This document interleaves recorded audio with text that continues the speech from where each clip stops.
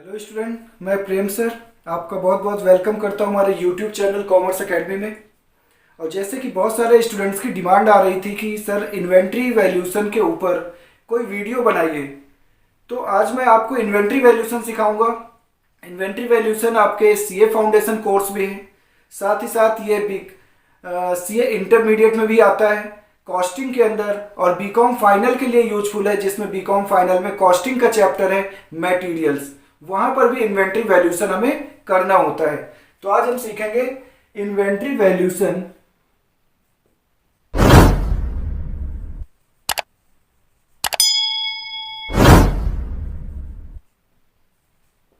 Inventory valuation का मतलब क्या है? इन्वेंट्री मीन्स होता है वो स्टॉक जो eight the end of year हमारे पास बच गया है, जो क्लोजिंग स्टॉक के रूप में है। तो क्लोजिंग स्टॉक की वैल्यूशन हमें करना है, ठीक है। या फिर यहां पर हम इसे यह भी कह सकते हैं प्राइसिंग ऑफ मटेरियल इशू, या आप और कई नामों से इसे जान सकते हैं, ठीक है।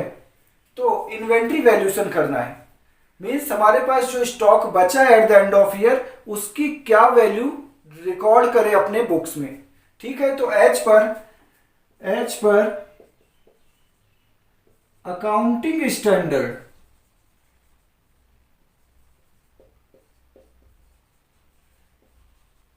As per accounting standard 2 issued by institute of chartered accountant of India.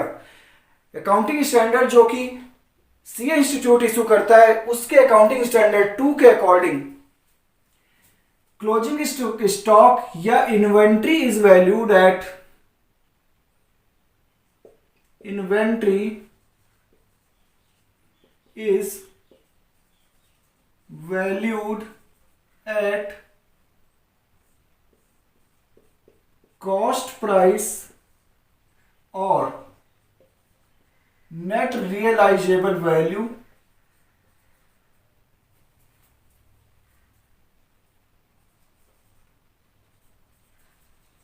That is market price. तो स्टॉक को हमें at the end of year valued करना है। अकाउंटिंग स्टैंडर्ड 2 कहता है कि हमें स्टॉक को कौन से प्राइस पे वैल्यूड करना चाहिए, हमारे स्टॉक की कॉस्ट प्राइस या फिर उसकी net realisable value that is market price पे वैल्यूड करें, किस पे करें। तो as per accounting standard 2 inventory should be valued at cost price और मार्केट प्राइस विच एवर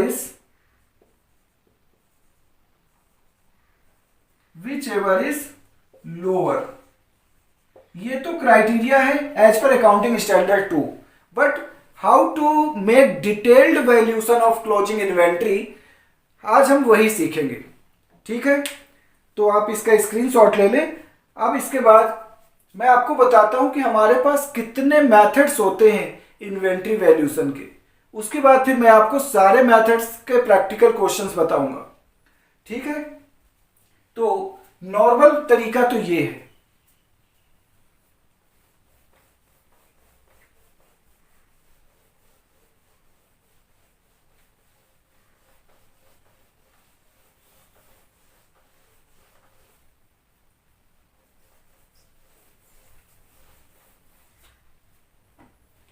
तो अब हमें सीखना है कि हमारे पास कौन कौन से मेथड्स हैं, मेथड्स ऑफ इन्वेंट्री वैल्यूशन।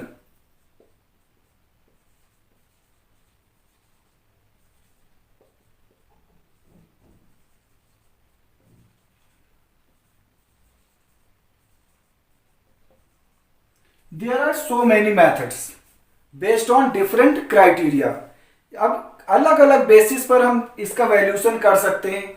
अब जैसे बात करें कि on the basis of first, on the basis of cost price. सबसे पहले अगर हमें कॉस्ट प्राइस के बेसिस पर इन्वेंट्री वैल्यूड करना है तो हमारे पास कितने मेथड है on the basis of cost price. Cost price basis पर वैल्यूशन करना है तो हमारे पास 6 मेथड है। वो कौन कौन से मेथड हैं? फर्स्ट,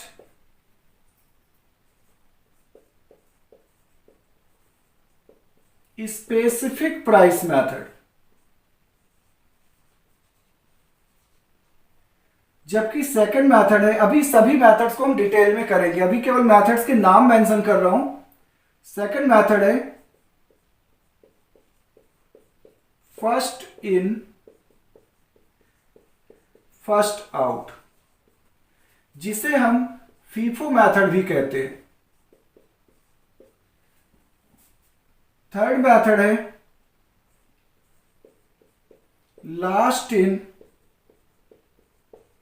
फर्स्ट आउट, जिसे लीफो मेथड कहते हैं। ऐसे ही नेक्स्ट मेथड है हाईएस्ट इन फर्स्ट आउट, जिसे हीफो मेथड कहते हैं। नेक्स्ट है नेक्स्ट इन फर्स्ट आउट,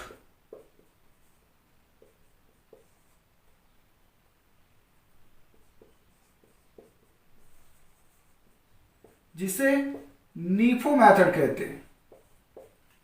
ठीक है, इसके अलावा एक मेथड और हमारे पास, जिसे हम बेस स्टॉक मेथड कहते हैं।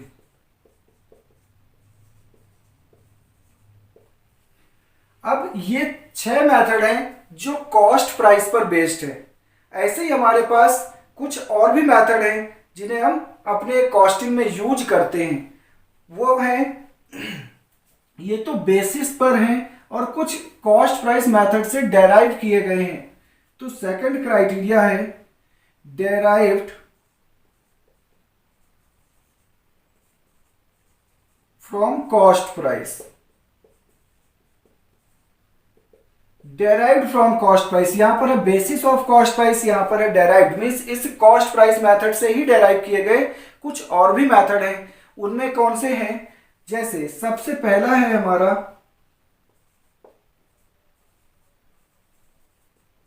एवरेज प्राइस मेथड, जिसके अंदर 2 इंपॉर्टेंट पार्ट हैं इसी के। जैसे first simple average price method और सेकंड है वेटेड एवरेज प्राइस मेथड।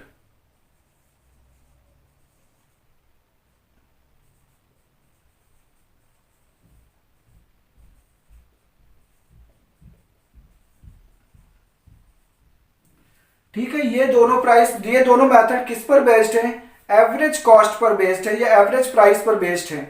जबकि कुछ मार्केट प्राइस बेस्ड मेथड भी हैं।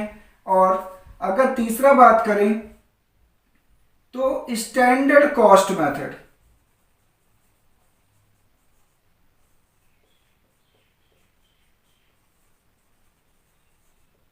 इसमें जैसे एवरेज प्राइस मेथड है या आप एवरेज कॉस्ट मेथड कह सकते हैं, ऐसे मार्केट प्राइस पर बेस्ड है, बट वो मेथड प्रैक्टिकली यूज नहीं किए जाते। तो अब एक एक मेथड में आपको एक क्वेश्चन लेकर ये सारे मेथड बताता हूं। पहले स्पेसिफिक प्राइस मेथड, इसमें पहले से ही प्राइस फिक्स्ड होता है कि हमारा मटेरियल किसी भी प्राइस पर आया हो, बट इशू हम एक फिक्स प्राइस पर करेंगे, जिसे स्टैंडर्ड कॉस्ट मेथड भी कहते हैं। इसमें हमारा प्राइस फिक्स होता है कि जिस प्राइस पर आया हम उसी प्राइस पर इशू करेंगे, कोई चेंज नहीं करेंगे, वो स्पेसिफिक प्राइस मेथड है। जबकि जो सबसे ज्यादा यूज होने वाले मेथड है वो है फीफो मेथड और लीफो मेथड, और कुछ जगह पर सिंपल एवरेज प्राइस मेथड और weighted average price method follow किए जाते हैं। ये 4 मेथड, 2 ये और 2 ये मोस्ट प्रैक्टिकेबल मेथड है जो यूज होते हैं। मैं आपको ये चारों मेथड अभी बताता हूं एक एक करके। तो सबसे पहले मैं आपको एक क्वेश्चन यहाँ नोट करता हूं, फिर उस क्वेश्चन की हेल्प से ये सारे मेथड क्लियर करता हूं। ठीक है,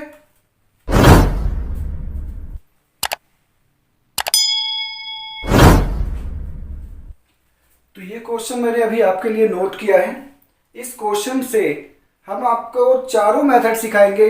जरूरी है चारों मेथड को अच्छे से सीखने के लिए आप वीडियो के लास्ट तक, बीच में कहीं भी स्किप ना करें और लास्ट तक देखें।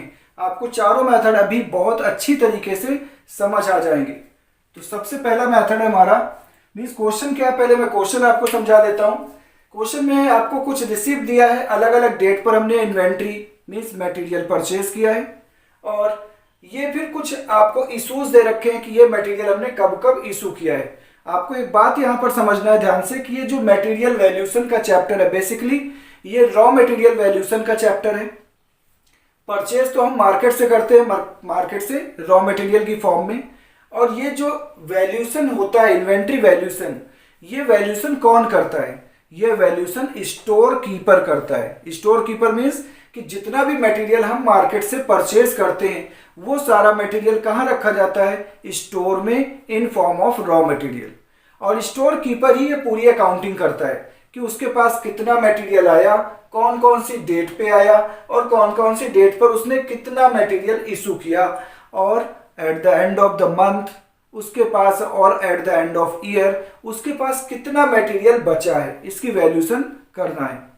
तो क्वेश्चन है कि हमने जनवरी 1 में हमारे पास 50 यूनिट्स का ओपनिंग स्टॉक है, फिर हमने परचेज किया अलग अलग डेट पे, और इशू का मतलब आपको यहाँ पर सेल बिल्कुल नहीं समझना। इशू का मतलब है कि स्टोर से प्रोडक्शन के लिए फैक्ट्री में रॉ मटेरियल भेजना।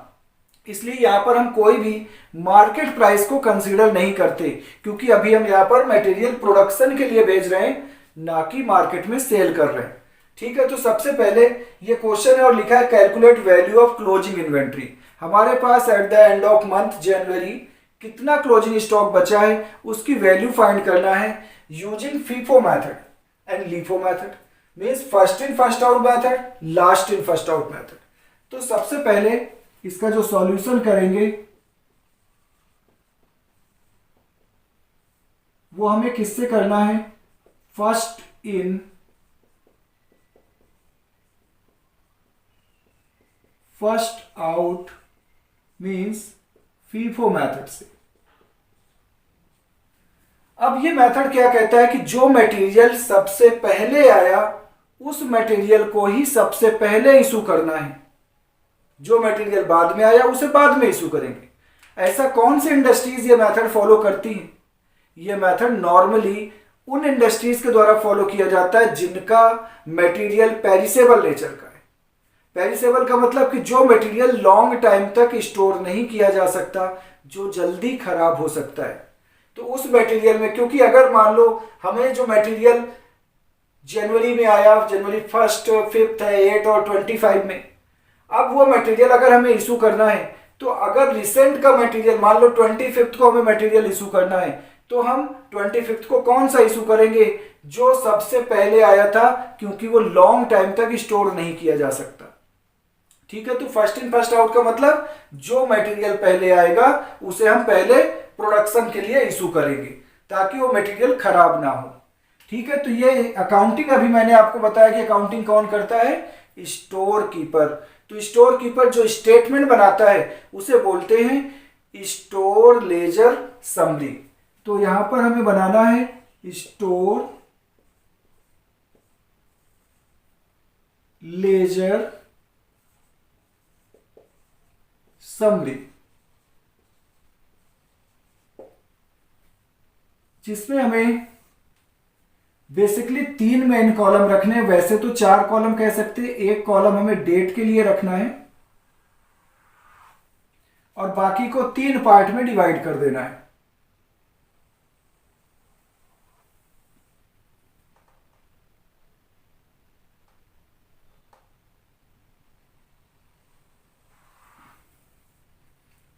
ठीक है,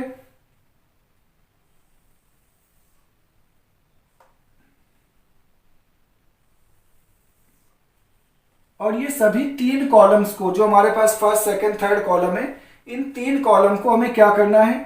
इन 3 कॉलम को फर्दर 3 पार्ट में डिवाइड करना है। मीन्स इसमें 3 पार्ट करेंगे,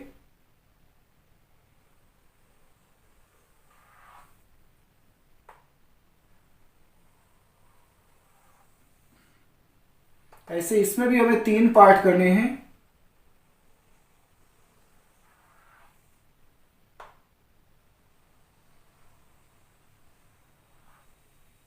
और 3 पार्ट इसमें।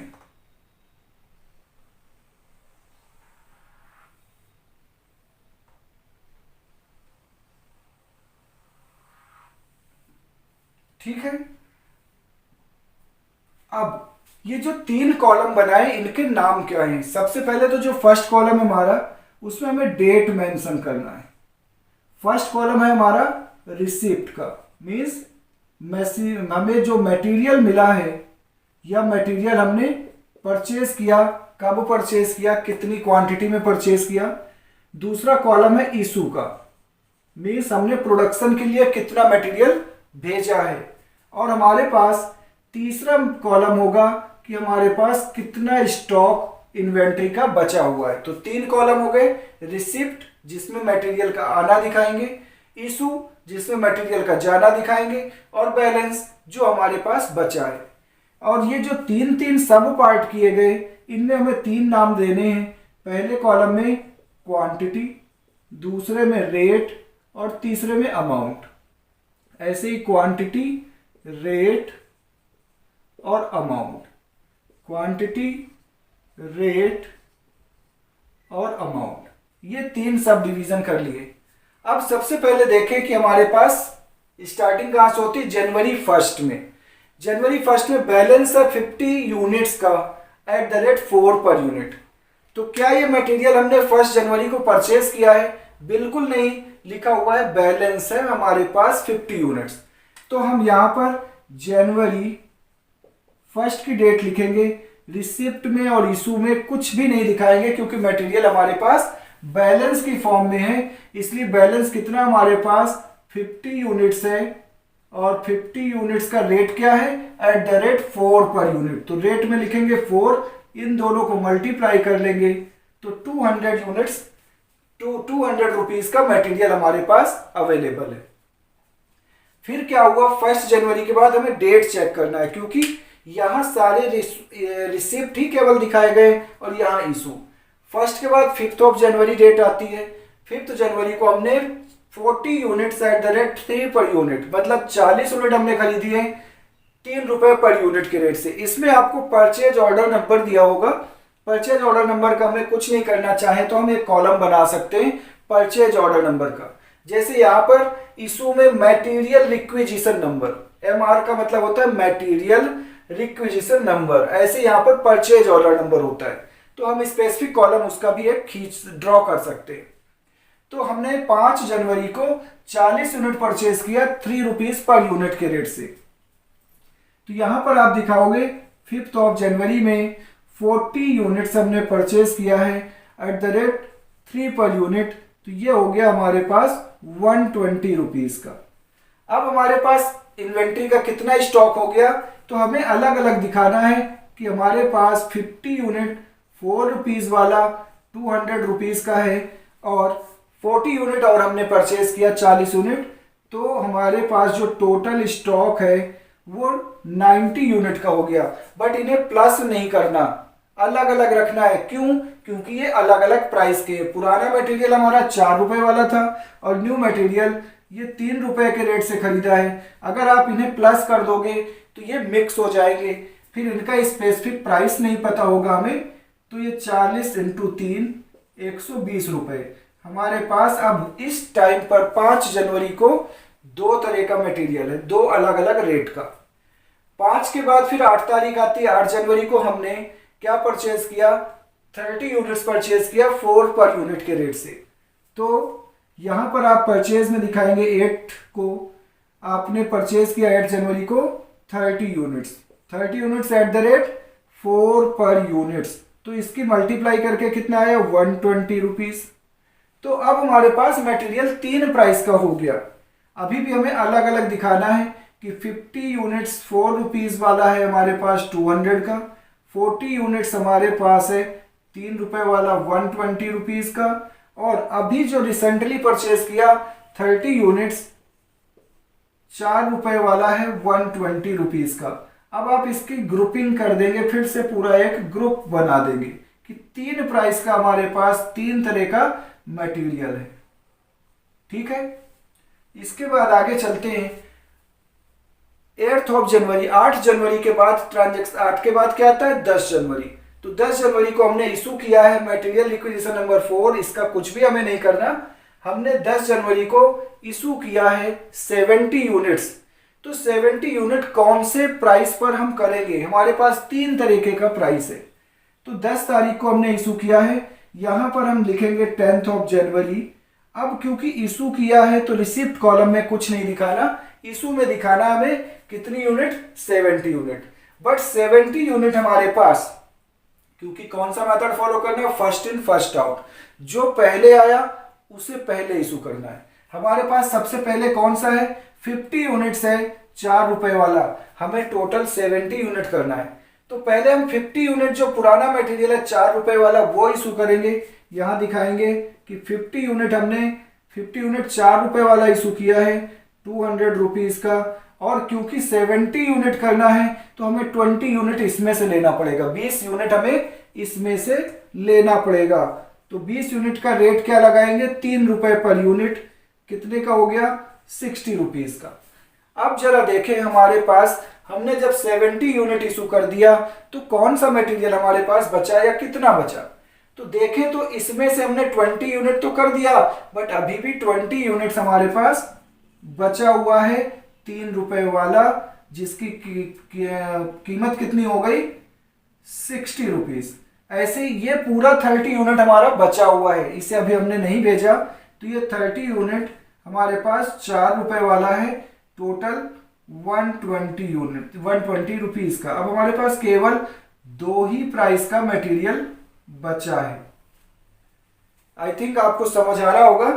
अब 10 तारीख के बाद फिर यहां तो 15 है, बट 12 तारीख को हमने 12 जनवरी को फिर से इशू किया 10 यूनिट। अब जब 12 जनवरी 12 जनवरी को हमने इशू किया तो इशू के कॉलम में दिखाएंगे कितना किया है, ओनली 10 यूनिट्स। तो 10 यूनिट्स हमारे first in first out method के हिसाब से जो पहले वाला, जो पहले आया था, फर्स्ट आया था, उसे इशू करना है। तो पहले कौन आया इन दोनों में, पहले 20 यूनिट्स है। तो इस 20 वाले में से हम इसमें से 10 यूनिट्स इशू कर देते हैं। तो 10 यूनिट्स इशू कर दिया, किस रेट से, 3 रुपए के रेट से, तो 30 रुपीज का हो गया। अब हमारे पास बैलेंस क्या बचा है, इस 20 में से 10 इशू कर दिया तो अभी भी 10 यूनिट्स बचा है 3 रुपए वाला, जो कि 30 रुपीज का हो गया। और ये 30 यूनिट्स पूरी हमारे पास बची हुई हैं, 4 रुपए वाला 120 रुपीज का, ठीक है। अब ये 2 इशू करने के बाद, क्योंकि 12 के बाद फिर डेट कौन सी आती, 15, हमने 15 जनवरी 15 जनवरी को फिर से परचेज किया है 20 यूनिट 5 रुपीज के रेट से। तो हम यहाँ पर दिखाएंगे 15 जनवरी में परचेज किया है 20 यूनिट 5 रुपए के रेट से। ये हो गई हमारी 100 रुपीज की, 100 रुपए की 20 यूनिट हमने परचेज किया। अब हमारे पास स्टॉक में क्या क्या बचा, तो हमारे पास पुराना स्टॉक जो है वो भी हम दिखाएंगे। और पुराना स्टॉक है 10 यूनिट 3 वाला 30 रुपीज का, और 30 यूनिट 4 वाला 120 रुपीज का। बट जो नया मटेरियल आया 20 यूनिट, वो भी हमें अपने स्टॉक में दिखाना है। तो ये 20 यूनिट्स यहाँ पर 5 रुपए पर यूनिट के रेट से परचेज किया है 100 रुपीज का। अब हमारे पास फिर से एक बार 3 प्राइस का मटेरियल अवेलेबल हो गया।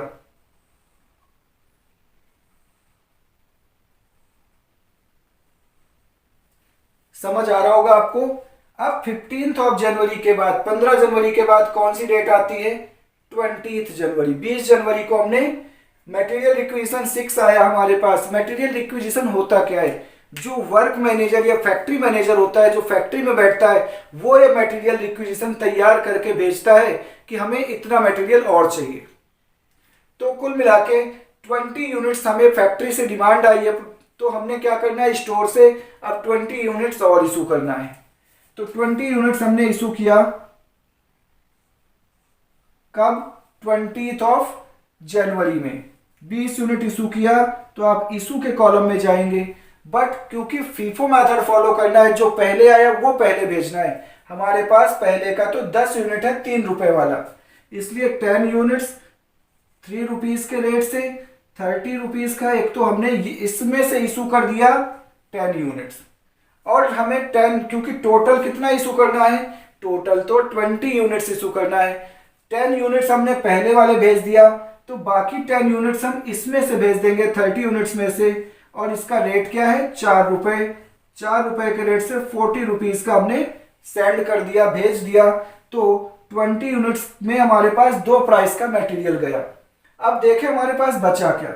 इस 30 में से 10 यूनिट आपने इशू कर दिया, तो हमारे पास बचा क्या, इसमें 20 यूनिट्स बची हैं 4 रुपये वाली, जिसकी वैल्यू हो गई 80 रुपीज़। और अभी ये 20 यूनिट 5 रुपये वाला पूरा पूरा बचा हुआ है, तो ये 20 यूनिट्स 5 रुपये वाला 100 रुपीज़ का। तो अब हमारे पास कितना मटेरियल बचा हुआ है, टोटल 40 यूनिट्स का 2 अलग अलग प्राइस का मटेरियल है। 20 जनवरी में 20 जनवरी की ट्रांजैक्शन के बाद फिर आती है डेट 24। तो 24 में 24 जनवरी को हमने 10 यूनिट्स और इशू किया है। तो 24 की डेट यहाँ पर लिखेंगे। 24 में हमने 10 यूनिट्स इशू किया है, तो इशू के कॉलम में आप दिखाओगे।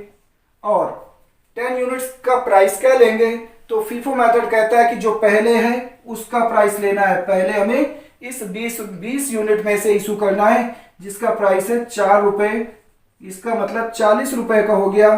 तो हमारे पास बैलेंस क्या बचा, 10 यूनिट इसमें से बचा है और 20 यूनिट ये पूरा बचा हुआ है। तो हमने यहाँ पे रिकॉर्ड कर लिया कि 10 यूनिट 4 रुपये वाला और 20 यूनिट 5 रुपये वाला हमारे पास 2 तरह का स्टॉक बचा हुआ है। ये 40 रुपीज़ का हुआ और ये आपका 100 रुपीज़ का हुआ।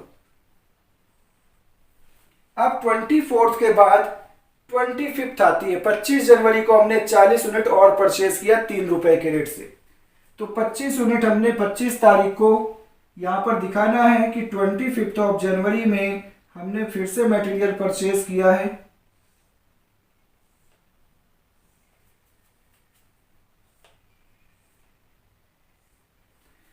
तो 25 जनवरी को हमने 40 यूनिट परचेज किया 3 रुपए के रेट से। तो हम यहाँ दिखाएंगे 40 यूनिट्स 3 रुपए के रेट से 120 रुपए की हमने यूनिट्स परचेज किया। इशू अभी हमने कुछ भी नहीं किया, तो हमारे पास स्टॉक कितना हो जाएगा, ये जो पहले से है वो भी हमें दिखाना है और नया भी दिखाना है। ये 4 और 5 रुपए वाला और ये हमारा 3 रुपए वाला, तीनों हमने मटेरियल दिखा दिए। इसकी वैल्यू कितनी हुई, ये हो गई 40, ये हो गया 100 और ये हो गया 120। तो 25 तक की ट्रांजैक्शंस हो चुकी हैं। इसके बाद आपको एक लास्ट ट्रांजैक्शन बची है। लास्ट ट्रांजैक्शन आप देखें, यहां 27 जनवरी को शॉर्टेज ऑफ 5 यूनिट्स है। हमारे स्टोर में 5 यूनिट की कमी पड़ गई। वो कमी को हम क्या मानेंगे, शॉर्टेज को नॉर्मली ये माना जाता है कि वो मटेरियल हमने इशू कर दिया होगा प्रोडक्शन के लिए और ध्यान नहीं दिया। तो जब भी शॉर्टेज दिया हो उसे आप इशू मानेंगे। 27 जनवरी को आपका जो शॉर्टेज है वो है शॉर्टेज 5 यूनिट्स। तो अब यहाँ 5 यूनिट्स दिखाएंगे और फीफो मेथड के अकॉर्डिंग इस वाले से इशू हम मानेंगे जो फर्स्ट हमारा मटेरियल है। 10 यूनिट 4 वाले में से हमारा शॉर्टेज हुआ है, ये हो गया 20 रुपीज़ का। तो हमारे पास बैलेंस में स्टॉक क्या बचा है, बैलेंस में 5 यूनिट्स आपकी ये बची और 20 यूनिट्स ये बची और 40 जो आपने परचेज किया, उनके प्राइस पर हमें इसे वैल्यूड कर देंगे। इस तरीके से हमारे पास क्लोजिंग इन्वेंट्री में क्या क्या आ जाएगा, क्लोजिंग इन्वेंट्री की वैल्यू हमें लिखना है अलग, जिसमें दिखाएंगे कि हमारे पास 5 units at the rate 4 per unit है, 20 यूनिट एट द रेट 5 और 40 यूनिट एट द रेट 3। ये हमारी क्लोजिंग स्टॉक की वैल्यू हो जाएगी as per first in first out method. तो मुझे विश्वास है कि आपको एक first in first out method अच्छे से समझ आ गया होगा। अब मैं आपको बताता हूं, आप पहले इसका एक स्क्रीनशॉट ले लें या इसे रिकॉर्ड कर लें। और अगर आपको समझ आ रहा है तो आपने अभी तक अगर हमारे चैनल को सब्सक्राइब नहीं किया तो सब्सक्राइब कर लें, साथ ही बेल आइकन प्रेस करें, बेल में भी ऑल ऑप्शन को सिलेक्ट करें ताकि हमारी जो रेगुलर वीडियोस हर टॉपिक पे आ रही हैं वो आप तक टाइमली पहुंचती रहे और आपका कुछ भी मिस ना हो। अपने दोस्तों में भी आप इसे शेयर करें, और अगर वीडियो अच्छी लगी है तो आप इसे लाइक करें। अब मैं आपको बताता हूं सेकंड मेथड, जिसका नाम है लीफो, कि लीफो मेथड से हमें इसके इन्वेंट्री का वैल्यूएशन कैसे करना है। तो ज्यादा चेंज नहीं आएगा, मैं आपको समझाता हूं, थोड़ी सी चीजें चेंज होंगी। आप इसका स्क्रीनशॉट ले लें पहले। अब हम करते हैं लीफो मेथड।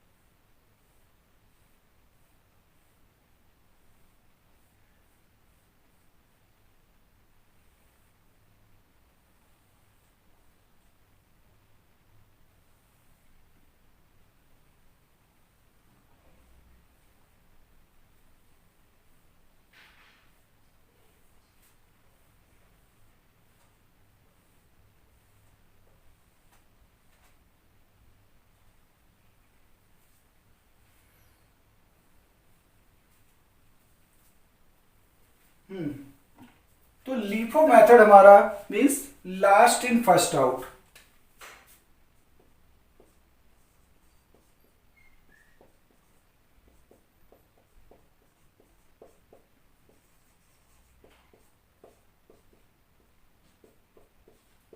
तो लीफो मेथड क्या कहता है कि जो मटेरियल सबसे लास्ट में आया हो उसे पहले इशू करना है। ये नॉर्मली कैसे मटेरियल के लिए यूज किया जाता है? ऐसे मटेरियल के लिए जिसका रेट मार्केट में बहुत तेजी से चेंज हो रहा हो, लाइक गोल्ड है, डायमंड है, और भी अदर चीजें हैं जो बहुत ही कॉस्टली होती हैं। और मान लीजिए अभी करंटली मटेरियल जब हमने परचेज किया, हाई प्राइस पे परचेज किया है, तो हमें करंट प्राइस पर ही, हाई प्राइस पर ही उसे इशू कर देने में प्रॉफिट है। इसकी बजाय कि फ्यूचर में आपका मटेरियल का रेट डाउन हो गया और आप इशू करना चाहेंगे तो आपको लॉस होगा। तो last in first out method से हमें अगर इस क्वेश्चन को अटेम्प्ट करना है, तो जब तक आप मटेरियल इशू नहीं करते, तब तक आपका ये जो स्टोर लेजर समरी है वो बिल्कुल फीफो मेथड जैसे ही सेम रहेगी। मीन्स आपके पास जो बैलेंस था ओपनिंग, आपने वो दिखाया, जो परचेज किया वो दिखाया। अब जब पहली बार हमने कब इशू किया मटेरियल? 10th ऑफ जनवरी को 70 यूनिट्स इशू किया हमने।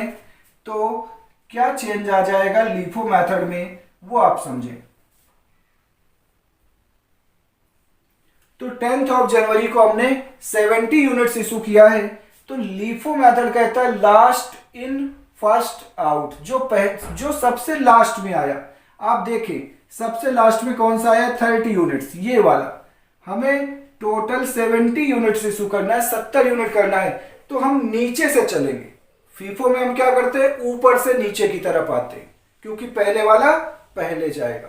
लास्ट इन फर्स्ट आउट क्या कहता है? जो सबसे लास्ट में आया, सबसे लास्ट में 30 यूनिट्स आया, तो हम यहाँ पर 30 यूनिट्स पहले तो ये वाली इशू कर देंगे 4 रुपए के रेट से 120 की। और फिर क्योंकि हमें टोटल कितनी यूनिट इशू करना है? 70 यूनिट इशू करना है। 70 में से 30 पहले तो इसमें से कर दिया, फिर ऊपर चलते हैं इसमें से हमने 40 यूनिट ले लिया, क्योंकि टोटल 70 यूनिट इशू करना है। तो 40 हमने 3 रुपए वाला जो कि 120 का हुआ, ये भी इशू कर दिया। टोटल 70 यूनिट्स हो गई जो हमने इशू किया। तो हमारे पास बचा क्या है? केवल 50 यूनिट्स बचा हुआ है, पुराना मटेरियल 4 रुपए वाला, जिसका प्राइस है 200 रुपए। बस सिंगल मटेरियल हमारे पास बचा हुआ है, ये हमने इशू कर दिया 10 तारीख को। अब 10th ऑफ जनवरी के बाद आप देखें तो 10th के बाद कौन सी डेट आती है? 12 जनवरी को आपने फिर से 10 यूनिट इशू किया है। तो यहाँ 12th ऑफ जनवरी को 10 यूनिट्स इशू किया। तो हमारे पास केवल एक ही मटेरियल है, ये 50 यूनिट 4 रुपए वाला। इसमें से हम कर देंगे इशू, कितने का हो गया? 40 रुपीज का। तो हमारे पास बैलेंस क्या बचा? इसी में से केवल 40 यूनिट्स बची हैं 4 रुपए वाली, जो कि कितने की हो गई? 160 रुपीज की। अब इसके बाद आगे चलते हैं। तो 12 के बाद डेट आती है 15। 15 तारीख को हमने 20 यूनिट परचेज किया 5 रुपए के रेट से। तो 15 तारीख को 20 यूनिट 5 के रेट से परचेज किया तो हमारे पास क्या हो जाएगा, हमने इशू तो नहीं किया अभी, तो हमारे पास 40 यूनिट पहले भी है 4 रुपए वाला 160 रुपीज का, और आपने 20 यूनिट खरीदी है 5 रुपए के रेट से, तो 20 यूनिट 5 रुपए के रेट से 100 रुपीज की। अब हमारे पास दो प्राइस का मटेरियल अवेलेबल है। 15 जनवरी 15 जनवरी के बाद आप देखें 15 के बाद डेट कौन सी आती है, 20 जनवरी। 20 जनवरी को आपने 20 यूनिट इशू किया है, तो 20 जनवरी को आप 20 यूनिट इशू में दिखाएं तो हमें कैसे करना है, लास्ट इन फर्स्ट आउट, जो मटेरियल सबसे लास्ट में आया, लास्ट में कौन सा आया, ये वाला, ये 20 यूनिट हमने जो अभी परचेज किया रिसेंटली, सबसे पहले हम यही इशू करेंगे। तो ये 20 यूनिट हम यहाँ पर दिखा देंगे कि 20 यूनिट हमने 5 रुपए वाली इशू कर दिया 100 रुपए में, तो हमारे पास कौन सा मटेरियल बचा है, पुराना वाला, ओल्ड वाला 40 यूनिट बचा है 4 रुपए के रेट से 160 रुपीज का। ठीक है, इसके बाद अब 20 तारीख के बाद आगे चलते हैं। 20 के बाद क्या आता है, 24 तारीख आती है, फिर हमने 10 यूनिट और इशू किया है, तो आप 24 को 10 यूनिट और इशू दिखाएंगे, बट किस में से, इसी मटेरियल, हमारे पास सिंगल मटेरियल बचा हुआ है 4 रुपए वाला, इसमें से हमने इशू कर दिया 10 यूनिट 40 रुपए की हो गई, तो हमारे पास स्टॉक में क्या बचा है, ओनली 30 यूनिट इसमें से बचा है 4 रुपए वाला, जो कि हो गया कितने का, 120 का। अब 24 के बाद डेट आती है 25, हमने 40 यूनिट 3 रुपए वाली परचेज किया, तो 40 यूनिट 3 वाली परचेज किया, इशू नहीं किया, तो हमारे पास दो तरह का मटेरियल है, एक तो 30 4 वाला 120 रुपए का है, और 40 यूनिट हमने और परचेज किया है 40 यूनिट 3 रुपए वाली, जो कि 120 रुपए की हो गई। ठीक है, तो हमारे पास अब फिर से दो प्राइस का मटेरियल अवेलेबल है। 25 के बाद फिर हमारा क्या हुआ, 27 शॉर्टेज 5 यूनिट्स की, तो शॉर्टेज आप 5 यूनिट्स की यहां पर दिखाएंगे, यहां लिख देंगे कि ये शॉर्टेज है, और शॉर्टेज क्योंकि लीफो मेथड से करना है तो नीचे से चलेंगे, हमारा 3 रुपए के रेट से शॉर्टेज वैल्यूड किया जाएगा 15 रुपए का, तो हमारे पास स्टॉक क्या बचा है, ये 30 यूनिट पूरा पूरा हमारे पास बचा है 4 रुपए वाला 120 रुपए का, और इसमें से 35 यूनिट्स बची हैं 3 रुपए वाली 105 रुपए की, तो क्लोजिंग स्टॉक की वैल्यू में हमारे पास ये दो तरीके का मटेरियल है, और टोटल कर लेंगे तो ये 225 रुपए का क्लोजिंग इन्वेंट्री की वैल्यू आ गई। ठीक है, तो ये आपका था last in first out method, second method. ठीक है, आई थिंक कि आपको समझ आया होगा अच्छे से, आप इसका स्क्रीनशॉट ले लें। मैं आपको बताऊंगा अब third method, average, simple average price method या simple average cost method.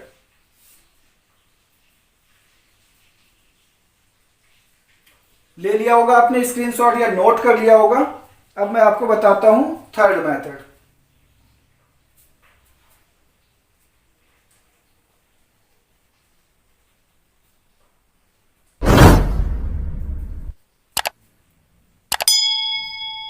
Change कहां से आया, अभी पिछले मेथड में मैंने बताया कि जब हम इशू करते हैं मटेरियल, चेंज तभी आता है, इसलिए इशू से मैं आपकी एंट्रियां ये हटाकर फिर सिंपल एवरेज प्राइस मेथड बताता हूं।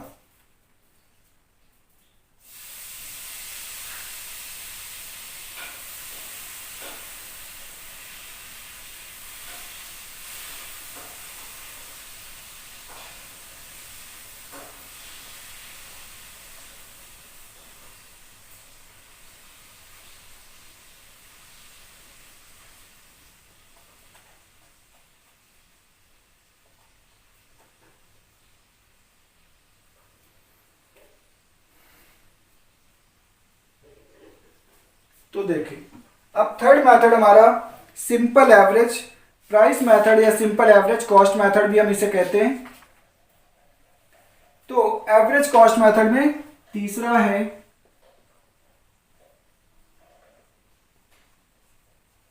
सिंपल एवरेज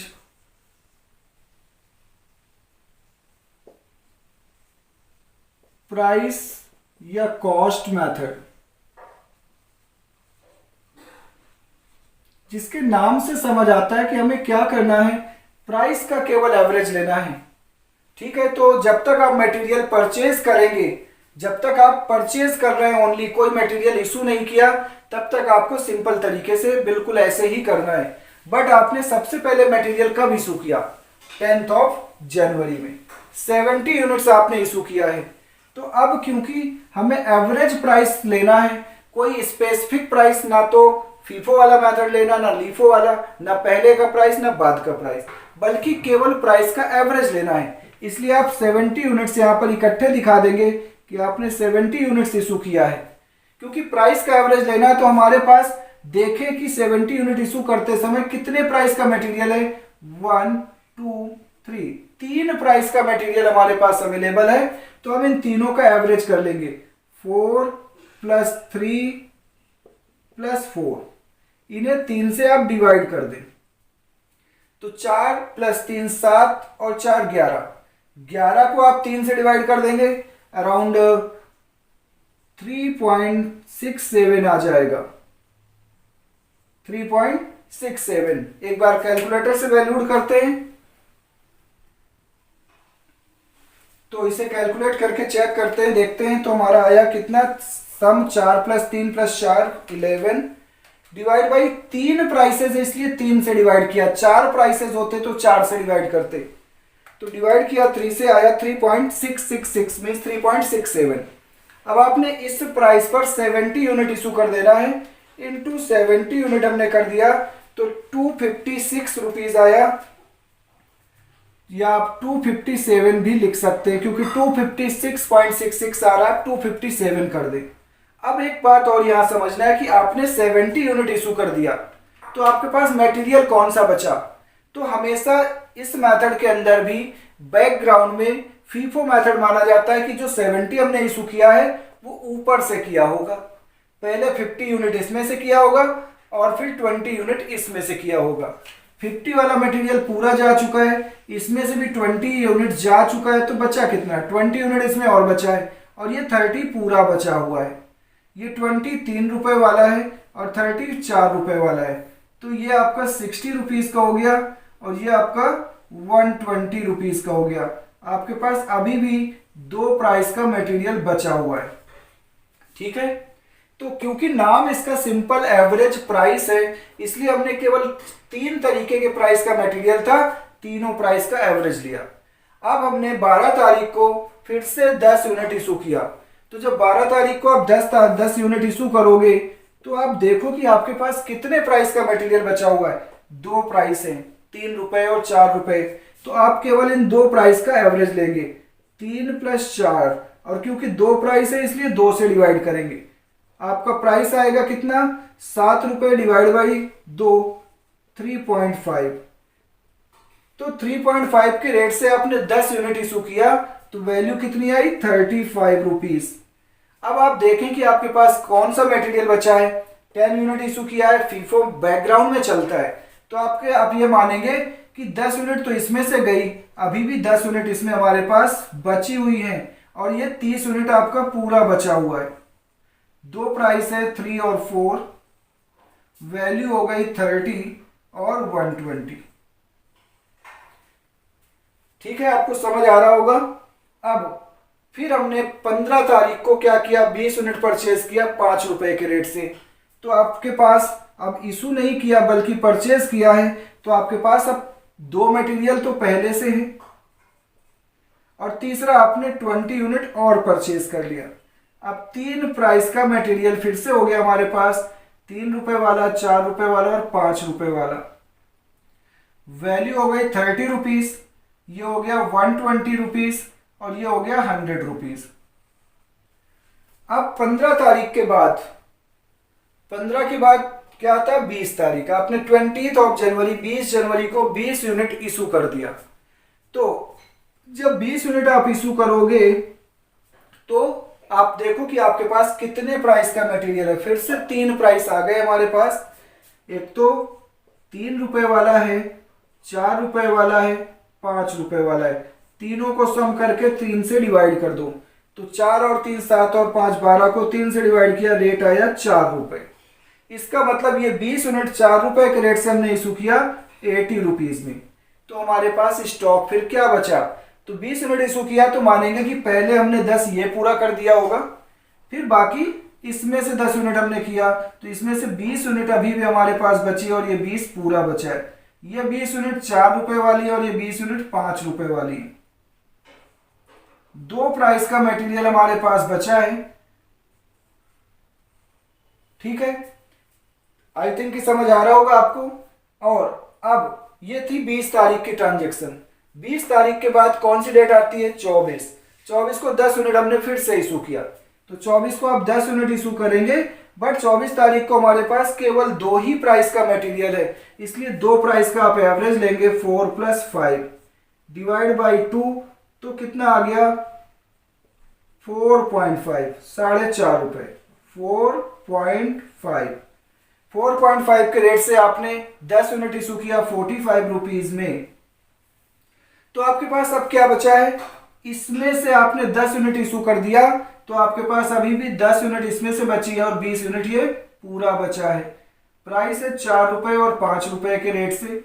ये हो गया आपका 40 रुपए का और ये हो गया आपका 100 रुपए का। अब फिर बात आती है 25 को, 25 जनवरी को आपने 40 यूनिट 3 के रेट से परचेज किया, तो क्योंकि इशू नहीं किया तो यहाँ कुछ नहीं दिखाओगे और आप अपना पुराना स्टॉक जो है वो तो दिखाओगे ही, साथ ही 40 यूनिट और परचेज किया उसकी वैल्यू दिखाओगे। ये हो गया आपका 4 रुपए वाला, ये 5 रुपए वाला और ये 3 रुपए वाला। वैल्यू आ गई 40 और ये 100 रुपए और ये 120 रुपए। और फिर 27 तारीख 27 को शॉर्टेज है 5 यूनिट की, तो आप एवरेज प्राइस पर इसे भी वैल्यूड करेंगे 5 यूनिट की शॉर्टेज, और क्योंकि 3 प्राइस का मटेरियल है तीनों का सम करेंगे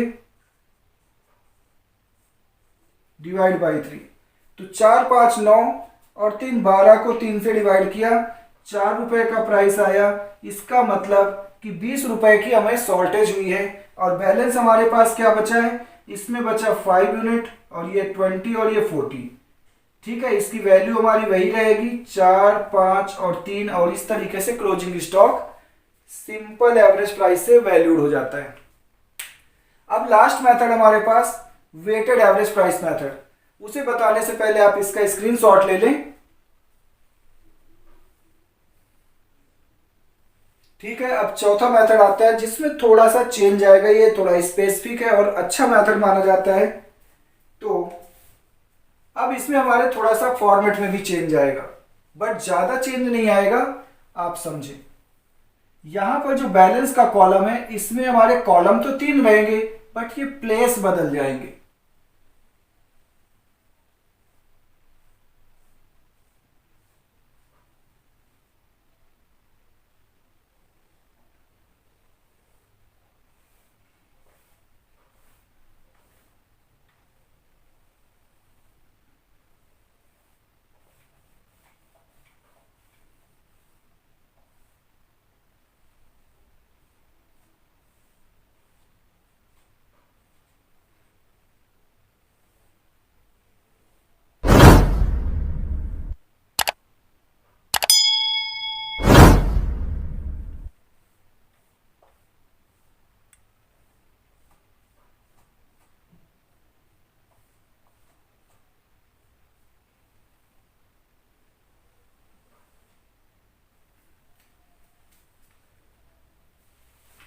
तो देखें कि बैलेंस में क्या चेंज आएगा। पहले तो मेथड का नाम हमारा फोर्थ मेथड है वेटेड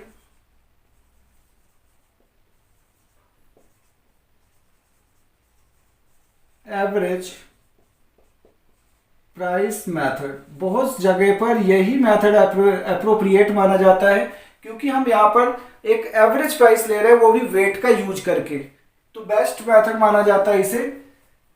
आप क्या करेंगे, यहाँ पर 3 कॉलम अब भी बनाएंगे, बट थोड़ा सा चेंज क्या आएगा। पहला तो आपका कॉलम रहेगा क्वांटिटी का, जो कि पहले भी था। दूसरा होगा आपका अमाउंट का, और तीसरा होगा वेटेड एवरेज प्राइस का। अब आप देखिए यहाँ तो क्वांटिटी रेट अमाउंट है, क्वांटिटी रेट अमाउंट है, बट यहाँ पर होगा क्वांटिटी अमाउंट और weighted average price, weighted average price. अब आप देखें कि क्या चेंज आएगा इसमें। सबसे पहले हमारे पास 50 यूनिट्स का ओपनिंग स्टॉक है, तो आप इसकी वैल्यू पहले तो 50 यूनिट्स लिखेंगे और वैल्यू 4 रुपए के रेट से तो कितने का हो गया, 200 रुपए का। तो आप अब 200 को अगर 50 यूनिट से डिवाइड करोगे तो आपका प्राइस क्या आ जाएगा, 4 रुपए पर यूनिट। ये तो क्वेश्चन में गिवन है। अब फिर क्या क्या करना है आगे। आपने 5 तारीख को 40 यूनिट परचेज किया। अभी तक हम क्या कर रहे थे, यहाँ पर सभी यूनिट्स जितनी भी परचेज कर रहे थे उन्हें अलग अलग दिखा रहे थे, क्योंकि हमें अलग अलग प्राइस पे वैल्यूड करना था। अब क्योंकि वेटेड एवरेज प्राइस मेथड है, इसमें वेटेड प्राइस निकालना है, तो आपको अलग अलग दिखाने की जरूरत नहीं है। 50 यूनिट्स थी, 40 यूनिट और परचेज किया, कितनी हो गई टोटल। यूनिट को यूनिट से सम कर लो, 90 यूनिट हो गई। वैल्यू को वैल्यू से प्लस कर दो, मीन सम कर दो। 200 रुपए का पहले था, 120 रुपए का और खरीदा, टोटल 320 रुपए का मटेरियल हो गया। अब ये 320 रुपए का मटेरियल कितनी क्वांटिटी है, 90 यूनिट्स। आप 90 यूनिट से इस वैल्यू को डिवाइड कर दो 320 रुपए को, तो डिवाइड करके आया आपका 3 रुपीज 56 पैसे। 3 रुपए 555 आ रहा है, तो अब 56। ये वेटेड एवरेज प्राइस कैसे निकाला हमने, total value divide by total quantity. ठीक है, तो हमारे पास वेटेड एवरेज प्राइस आ गया। इसके बाद 8 जनवरी को हमने फिर से स्टॉक परचेज किया 30 यूनिट। फिर से क्या करना है, इस क्वांटिटी में इस क्वांटिटी को प्लस कर दो, हमारे पास टोटल 120 यूनिट्स हो गई। वैल्यू को वैल्यू से प्लस कर दो, 320 का पहले से था, अब हो गया ये 440। 320 में 120 प्लस कर दिया, और अब 440 रुपए का जो मटेरियल है वो कितना है, 440 यूनिट का मटेरियल 120 यूनिट का है। 440 रुपए डिवाइड बाई 120 यूनिट, तो आपके पास वेटेड एवरेज प्राइस आ जाएगा 3 रुपीज 67 पैसे। तो ये वेटेड एवरेज प्राइस आया। अगर हमें मटेरियल अब इशू करना है, क्योंकि 8 तारीख के बाद 10 तारीख को क्या हुआ, 8 के बाद 10 को हमने 70 यूनिट इशू किया है, तो डायरेक्ट हम 70 यूनिट्स इशू कर देंगे 10 तारीख को 70 यूनिट। बट अब हमें प्राइस कौन सा लेना है, सीधे सीधे जो वेटेड एवरेज प्राइस है 3.67 पर हम इसे वैल्यूड कर देंगे। इसे बाय मल्टीप्लाई कर दो, तो मल्टीप्लाई करके आया 70 यूनिट से मल्टीप्लाई किया 256.67 आ रहा है, आप 257 कर देते हो। अब आप जरा देखो आपके पास मटेरियल कितना बचा है। 120 यूनिट था, आपने 70 यूनिट इशू कर दिया, तो आपके पास बचा 50 यूनिट्स। इसमें से 70 लेस कर दो। वैल्यू से आप वैल्यू को लेस कर दो कि 440 रुपए में से 257 रुपए आपने 440 रुपए की वैल्यू में से आपने 257 रुपए का मटेरियल बेच दिया या इशू कर दिया, तो आपके पास 183 रुपीज का मटेरियल बचा है। इसको आप इस यूनिट से डिवाइड करोगे, यही प्राइस आएगा, और ये प्राइस तब तक चलेगा जब तक कि कोई फ्रेश इन्वेंट्री परचेज नहीं करते। तो 10 तारीख के बाद फिर 12 को आपने 10 यूनिट और इशू किया है, तो 10 यूनिट आप कौन से प्राइस पे करेंगे, इसी प्राइस पे। 3.67 के प्राइस से हुआ 36.7 ये। तो अब आप देखो कि 50 में से 10 यूनिट इशू कर दिया, बची कितनी यूनिट, 40 यूनिट्स बची। 183 में से इसको आप लेस कर दोगे कि 183 रुपीज का मटेरियल था, आपने 36.7, आप इसे 37 रुपीज सीधे सीधे कर दे, 37 रुपीज आप इसमें से लेस कर दो, तो आपके पास कितनी वैल्यू का मटेरियल बचा है, 146 रुपीज का मटेरियल बचा है। और इसे भी आप इससे डिवाइड करोगे तो यही प्राइस आएगा। ये प्राइस तब तक आता रहेगा जब तक कि आप कोई फ्रेश इन्वेंट्री परचेज नहीं करते। अब इसके बाद क्या हुआ, ये तो हो गई 12 तारीख की बात। अब 12 के बाद फिर आपने क्या किया, 15 तारीख को 20 यूनिट और परचेज किया। जब 20 यूनिट परचेज किया तो आपके पास 40 यूनिट पहले से थी, 20 यूनिट और परचेज कर लिया, 60 यूनिट्स हो गई। यूनिट को यूनिट से प्लस कर दिया, वैल्यू को वैल्यू से प्लस कर दो, 146 की जगह अब 246 रुपीज़ का मटेरियल हो गया। और 246 को अब आप 60 से डिवाइड कर दें। 246 रुपीज़ का मटेरियल है, टोटल यूनिट है 60। आपने डिवाइड किया तो ये आया कितना, 246 डिवाइड बाई 60 आया 4.1। 4.1 एवरेज वेटेड एवरेज प्राइस आया। अब इसके बाद फिर क्या हुआ, ये तो 15 तारीख को हमने परचेज किया, फिर 20 तारीख को हमने इशू किया 20 यूनिट। जब 20 यूनिट इशू किया तो कौन सा प्राइस लेंगे, जो प्राइस है हमारे पास 4.1, और इस 4.1 से 20 यूनिट को आप मल्टीप्लाई कर दोगे, टोटल 82 रुपीज़ का मटेरियल आपने सेंड किया। अब यूनिट में से 60 यूनिट में से 20 यूनिट आपने इशू कर दिया तो कितना मटेरियल बचा, 40 यूनिट बचा है। वैल्यू में से वैल्यू लेस कर दो, 246 में से आप माइनस कर दो, 82 रुपीज़ का मटेरियल आपने सेंड कर दिया, 164 रुपीज़ का मटेरियल बचा है। और आप इसे 40 यूनिट से डिवाइड करोगे तो आपका प्राइस वही आएगा 4.1। क्यों वो सेम प्राइस क्यों आया, क्योंकि जब तक आप फ्रेश इन्वेंट्री परचेज नहीं करते आपका प्राइस सेम रहेगा। ऐसे ही आगे आपने 24 को फिर 10 यूनिट्स इशू किया, 10 यूनिट्स में यही प्राइस रहेगा हमारे पास 4.1, तो इसका मतलब 41 रुपीज़ में आपने मटेरियल इशू किया। अब 40 में से 10 यूनिट इशू कर दिया, मटेरियल कितना बचा, 30 यूनिट। फिर 164 रुपये का मटेरियल था जिसमें से 41 का आपने इशू कर दिया, तो उसमें से आप 41 लेस कर दीजिए तो बचा कितना, 123 रुपीज़ का मटेरियल।